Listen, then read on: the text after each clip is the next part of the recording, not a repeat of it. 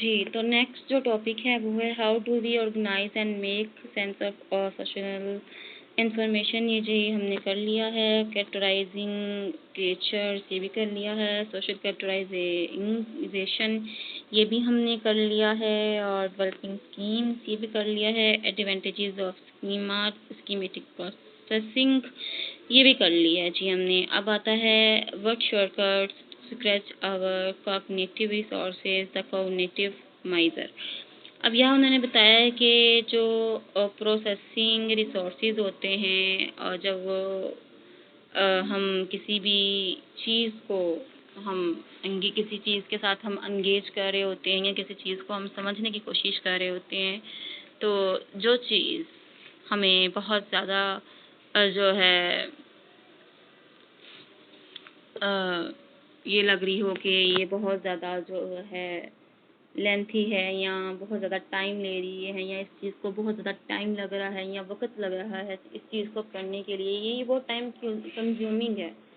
तो उस चीज़ को समझने के लिए जो हम शॉर्टकट्स इस्तेमाल करते हैं, तो उस चीज़ को हम कहते हैं द कॉग्निटिव माइज़र। द कॉग्निटिव माइज़र इस चीज़ को हम कहते हैं जब हम दुनिया को समझने के लिए या लोगों को समझने के लिए शॉर्टकट्स इस्तेमाल करते हैं। When trying to understand the social world, processing resources are valuable, so we engage in time-saving mental shortcuts. We try to understand the social world. मैंने बताया कि जो है ना हम जो है time saving mental shortcuts use करते हैं। बेसिकली ये मेंटल शॉर्टकट्स होते हैं, हम दिमागी तौर पे जो चीज़ों को समझने की कोशिश करते हैं तो उसको हम ये कहते हैं। अब ये जो टाइम सेविंग मेंटल शॉर्टकट्स होते हैं तो ये जो है ह्यूरिस्टिक्स कहलाते हैं। और इसका जो सिंपल मतलब ये होता है कि हम जो कॉम्प्लेक्स जजमेंट्स होती हैं उनको सिंपल रूल्स ऑफ थंब में जो है ना डिवाइड कर लेते हैं और फिर समझने की कोशिश करते हैं। अब उन्होंने यहाँ बताया है कि जो कॉग्निटिव माइजर की एडवांटेजेस हैं इसको इस्तेमाल करने के वो क्या हैं। क्विक सोशल जजमेंट, हमें बहुत जल्दी जो है किसी चीज़ का फैसला साजी करने में मदद मिलती है। हम बहुत जल्दी किसी चीज़ के बारे में फैसला कर लेते हैं। रीज़नेबल एक्यूरेसी, रीज़नेबल एक्यूरेसी के किसी हद तक जो है ना हम ठीक होते हैं। और फिर उन्होंने बताया है क्विक एंड इजी, ये भी जो है एक इसका एडवांटेज है कि ये बहुत ज़्यादा जो जल्दी भी हो जाती है और आसान भी होती है, but can result in biased information processes. फिर उन्होंने बताया कि जो हमें इसके नतीजे में इंफॉर्मेशन मिलती है वो बायस्ड होती है, वो ट्रूली एक्यूरेट नहीं होती है। वो जो है वो आधी एक्यूरेट होती है और आधी जो है वो गलत होती है या मोस्टली जो है वो जो है ना गलत होती है। हमें जो है ना एक्यूरेट जो इन्फॉर्मेशन है वो नहीं मिल पाती है। फिर उन्होंने बताया कि ये जो रिप्रेजेंटेटिवनेस ऑफ ह्यूरिस्टिक्स है ये क्या है। अब जो इसकी जो पहली लाइन है वो ज़रा हम रीड आउट कर लेते हैं, इसकी जो डेफिनेशन है उसको समझने के लिए कि ह्यूरिस्टिक्स है क्या। The tendency to judge the category membership of people based on how closely they matched the prototypical member of that category. There is an old saying that it looks like a duck, it quakes like a duck, it is probably a duck. One important qualifying information is base rates. Importance of personal descriptions versus base rate information. Study by Tversky and Kahneman, where they told the research participants that imaginary name Jack had been selected from a group of 100 people. अब यहाँ पे जो basically बात हो रही है वो ये बात हो रही है, जब हम जो है चीज़ों को समझने की कोशिश करते हैं या चीज़ों को बयान करने की कोशिश करते हैं या उनको समझाने की लोगों को कोशिश करते हैं, तो बेसिकली हम क्या करते हैं। यहाँ पे उन्होंने जो बात की है वो बात ये की है कि जो पहली फर्स्ट लाइन है इसमें ये बात हो रही है कि जब हम लोगों को एक्सप्लेन करने की कोशिश करते हैं या उनके ग्रुप के अंदर मेंबरशिप लेने की कोशिश करते हैं या लोगों को के प्रोटोटाइपिकल जो मेंबरशिप होती है, कैटेगरी होती है, जब उनको हम बयान करने की कोशिश करते हैं तो हम उनको उनकी सिमिलर बेसिस के ऊपर सबसे पहले बयान करने की कोशिश करते हैं, फिर उनको उनकी जो मुख्तलिफ सिफ़ात हैं वो जानने की कोशिश करते हैं। मुख्तलिफ जब हमने किसी इंसान के साथ हमारा जो है इंटरेक्ट हो गया है, इंटरेक्ट होने के बाद हमें फ़र्स्ट इन्फॉर्मेशन मिल गई है, आया ये लड़का है, लड़की है, इसकी एज ये है, इसकी एजुकेशन ये है, इसकी क्वालिफ़िकेशन ये है। अब मोस्ट प्रोबेबली हम जब किसी इंसान से मिलते हैं तो जब अब मोस्टली लोग जो होता है उनका डिफरेंट क्राइटेरिया होता है किसी से इन्फॉर्मेशन हासिल करने का। इनिशियल जो इन्फॉर्मेशन होती है उसमें जो उसका नाम आ जाता है, उसकी जेंडर आ जाती है, उसकी सेक्स आ जाती है, उसका जो है वो कहाँ से रहता है, क्या करती है, उसकी हॉबीज़ क्या हैं, ये जो है ये हमारी जो है ना इनिशियल इन्फॉर्मेशन होगी है। और इसमें बहुत सी चीज़ें ऐसी होंगी जो सिमिलर होंगी। सिमिलर इस बेस पे होंगी कि मैं लड़की हूँ तो मेरी किसी लड़की से मुलाकात हो रही है, सिमिलरिटी। अगर मुझे सॉन्ग्स पसंद है, उसको भी सॉन्ग्स पसंद है, सिमिलरिटी। अगर वो लाहौर की रहने वाली है, मैं लाहौर की रहने वाली हूँ, सिमिलरिटी। वो इस्लामाबाद की रहने वाली है, मैं इस्लामाबाद की रहने वाली हूँ, सिमिलरिटी। उसकी हाइट जो है, उसकी हाइट मेरे से मिलती है, सिमिलरिटी। उसकी हाइट जो है मेरी किसी जानने वाले से मिलती है, सिमिलरिटी। सिमिलरिटीज़ आर सिमिलरिटीज़ हम इसी चीज़ को कहते हैं कि जो मिलती-जुलती चीज़ें हों। हमारा जो सर्कल है उसमें या हमारे सर्कल से बाहर। हमारे सर्कल से बाहर जो चीज़ें होंगी वो लोग होंगे जिनको हम जानते होंगे, लेकिन वो लोग नहीं होंगे जिनको हम नहीं जानते हैं। जान तो हम उसे रहे हैं ना जिससे हम इनिशियल इन्फॉर्मेशन ले रहे हैं। फिर उन्होंने बताया कि जो इनिशियल इन्फॉर्मेशन होती है वो किस तरह की होती है। इनिशियल इन्फॉर्मेशन क्या उन्होंने बताया कि ये बेस रेट्स होती है। यहाँ पे अब बेस रेट्स की बात हो रही है बेसिकली कि बेस रेट्स होते क्या हैं। अब यहाँ पे उन्होंने जो सबसे इम्पोर्टेंट इस पूरे पॉइंट में जो बात की है उसकी हम बात कर लेते हैं। वो बात ये की है कि पर्सनल डिस्क्रिप्शंस क्या होती हैं और बेस रेट इन्फॉर्मेशन क्या होती है। पर्सनल डिस्क्रिप्शंस ये होती हैं कि ज़ाती तौर पे किसी चीज़ को बयान करना, ज़ाती तौर पे किसी चीज़ को एक्सप्लेन करना, ज़ाती तौर पे किसी इवेंट या सिचुएशन को बयान करना। लेकिन जो बेस रेट इन्फॉर्मेशन होती है वो ये होती है, ये बेसिकली एक स्टैट का जो फॉर्मूला है वो है, स्टैटिस्टिक्स में इस्तेमाल होता है कि स्टैट में जब हम जो है इंफॉर्मेशन इकट्ठी करते हैं तो उसके बाद जब हम इसको एनालिसिस करते हैं तो वो न्यूमेरिकल फॉर्म में आती है। वो काफ़ी एक्यूरेट हमें जो है ना नताइज मिल जाते हैं। यानी अगर आप जो है लिकर्ट स्केल जो अप्लाई कर रहे हो किसी डिप्रेशन के पेशेंट के ऊपर, तो आप बैक डिप्रेशन जो इन्वेंट्री उसको इस्तेमाल कर रहे हो और आपके पास उसके जो कहते हैं आंसर आ गए हैं, आपने उनको जो है सम अप किया, तो सम अप करने के बाद जब आपके पास एनालिसिस आ गया तो जो एनालिसिस वो निकला है ना बेसिकली वो बेस रेट होती है। लेकिन जब हम इंफॉर्मेशन इकट्ठी करते हैं तो हम बेस रेट जो होती है वो ख़त्म कर देते हैं। इसको हम सादा लफ्ज़ों में ये भी कह सकते हैं कि किसी इंसान को बयान करने के लिए जो हमारे पास पहली इंफॉर्मेशन जो है सिर्फ उसको ही इस्तेमाल करना, लेकिन डिटेल में मत जाना और उसका जो है ना उसका फैसला कर देना। जब अंदाज़ा लगाने के लिए या फैसला करने के लिए जो ज़रूरी मालूमात होती है इसको स्किप कर देते हैं, इसको हम कहते हैं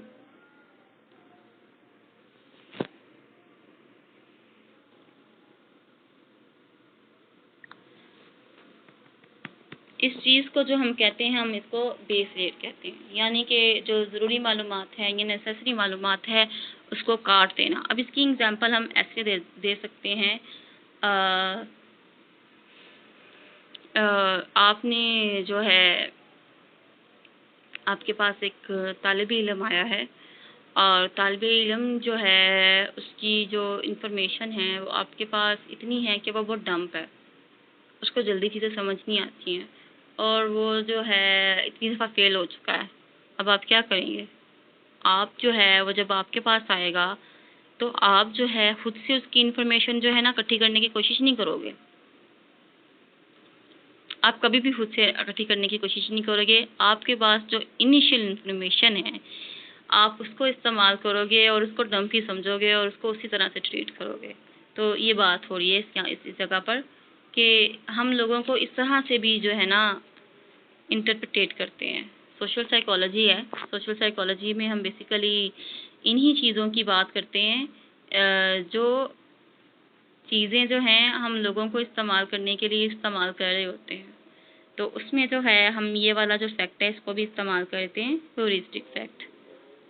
ह्यूरिस्टिक कहते हैं काबिल ज़िक्र चीज़ को, किसी काबिल गौर चीज़ को, या वो अमल जो बहुत काबिल ज़िक्र हो, उस चीज़ के करने को जो हमें कहते हैं उसको हम ह्यूरिस्टिक फैक्ट कहते हैं। ह्यूरिस्टिक फैक्ट की ही आगे सारी किस्में बयान हो रही हैं।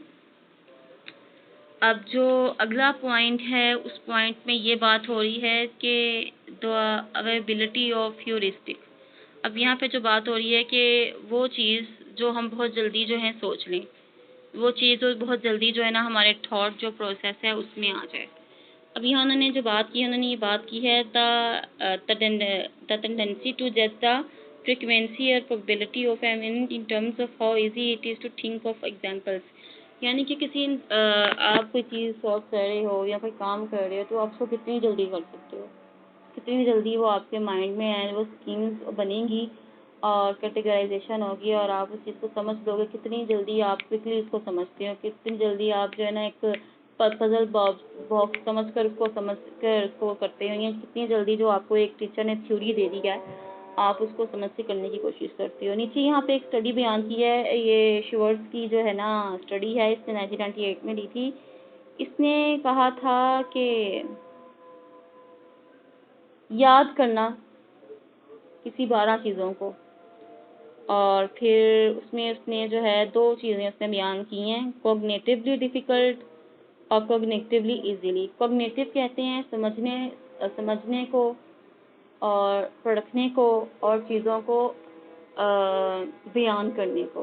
कॉग्निटिवली इसी चीज़ को कहा जाता है कि हम जो है ये मेंटल प्रोसेस है जिसमें हम जो है चीज़ों को सोचने के बाद जो है या अपने जो है तजर्बे के बाद या जो अपना जो है किसी चीज़ को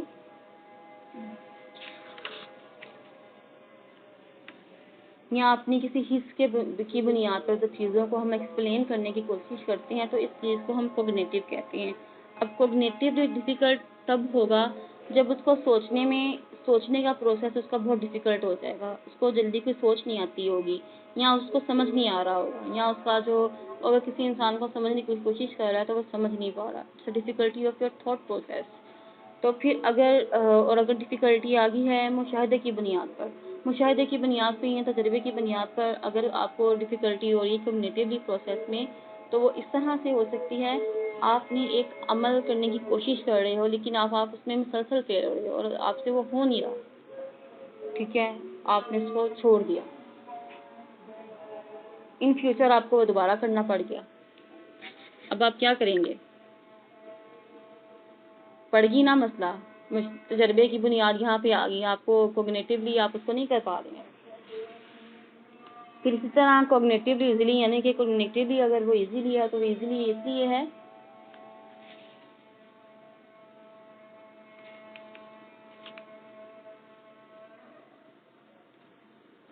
कॉग्निटिवली वो इसलिए इजी हो जाएगा कि उसको सोचने में और समझने में बहुत जल्दी है, से वो चीज़ें उसको समझ आ जाएंगी, या करने में उसको आसानी होगी, वो बहुत जल्दी कर लेगा।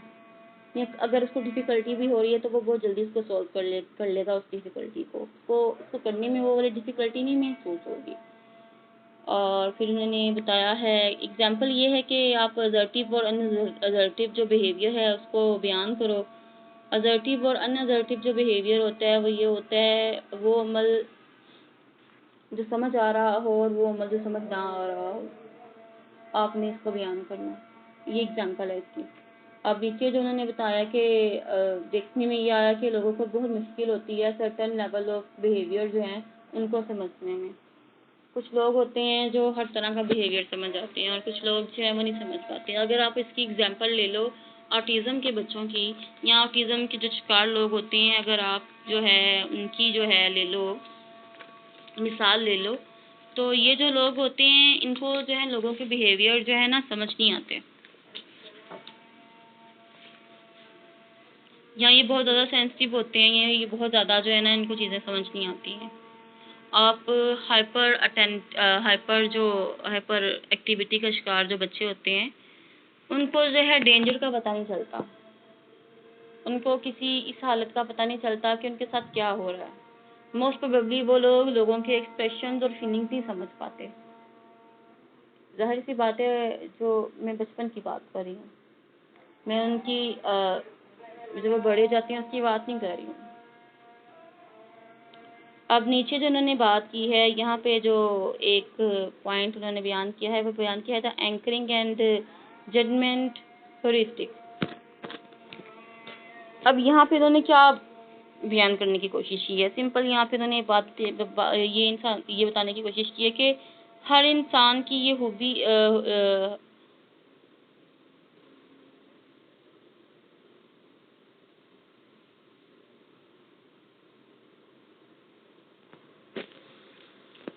इसमें उन्होंने ये बताया कि इसमें जो इंसान है ना, इंसान उस मालूमात पर ज़्यादा इन्हिसार करता है जो उसको शुरू में मिल जाती है, और उसी के मुताबिक वो फैसले करता है।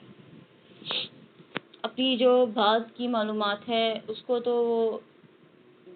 काफ़ी बाद में मिलती है आपको, आप उसकी बुनियाद पर लोगों को ना जज नहीं करते हो। आप अपनी जो आपकी जो इनिशियल जो इन्फॉर्मेशन होती है या इनिशियल जो इम्प्रेशन होता है, आप उसको लेकर जो है ना, आप अपनी जो एक राय है वो उस इवेंट या उस इंडिविजुअल को लेकर कायम कर लेते हैं और फिर उसी पे कायम रहते हैं, जो मैंने पीछे बयान किया। बेसिकली यहाँ पे बताया यही जा रहा है कि यहाँ 19-20 का फ़र्क है लाइनों के बीच में, ज़्यादा फ़र्क नहीं है। पीछे ये बताया गया कि कितना जल्दी चीज़ों को समझते हैं। यहाँ ये बताया गया कि जो हमारी पहली इन्फॉर्मेशन होती है, हम सिर्फ उसकी बुनियाद पर लोगों को जज करते हैं। एंकरिंग का मीन यही होता है।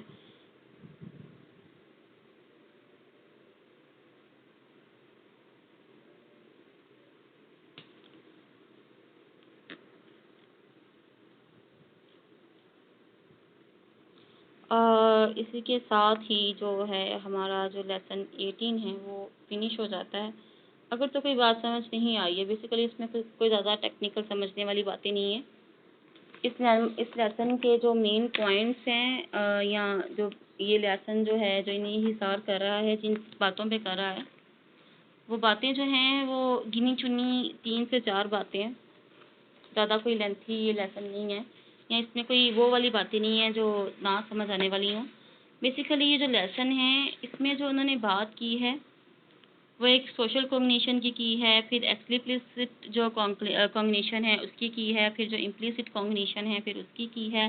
बाकी जो यहाँ पे उन्होंने चीज़ें बयान करने की कोशिश की है, इट्स नॉट नेसेसरी।